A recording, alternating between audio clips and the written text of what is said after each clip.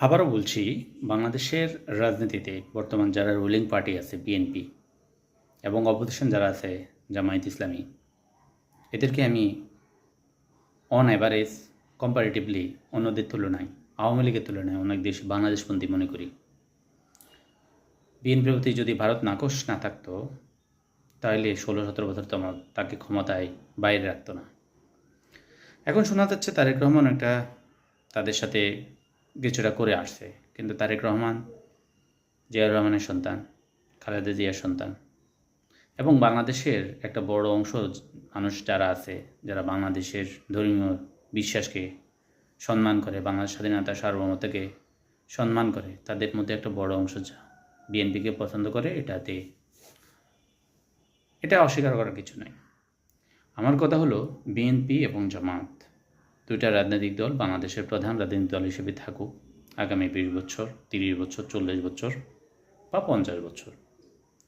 তারা বাংলাদেশে একটা প্রকৃত গণতান্ত্রিক সহাবস্থান নিশ্চিত করুক, শান্তি, শৃঙ্খলা, নিরাপত্তা এই জিনিসগুলোকে উপর গুরুত্ব দিক, শিক্ষার উপরে গুরুত্ব দিক, বাংলাদেশের অভ্যন্তরীণ কালচারের উপরে গুরুত্ব দিক, বিজ্ঞান, প্রযুক্তি, তথ্য, জ্ঞান এগুলোর প্রতি গুরুত্ব দিক।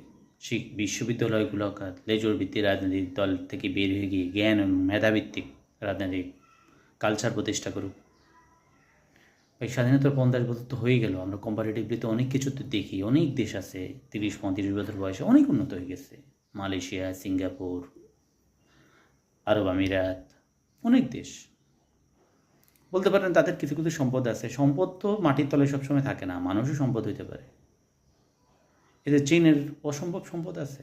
তেল তো চীন আমদানি করা লাগে, আছে না, অনেক জিনিস তো আমদানি করতে হয়। তো এইগুলো আসলে বিষয় না।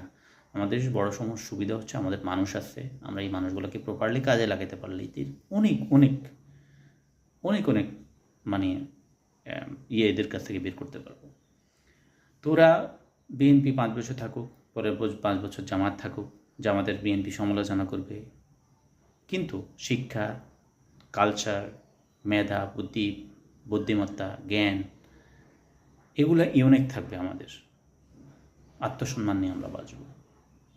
বিএনপি জামাত, বিএনপি জামাত, বিএনপি জামাত এভাবে চলুক, কিন্তু না আওয়ামী লীগ না। ওরা যদি ভারতপন্থা বাদ দিয়ে বাংলাদেশপন্থী হয়ে আসতে পারে তাহলে হয়তো ওদের একটা সুযোগ থাকতে পারে।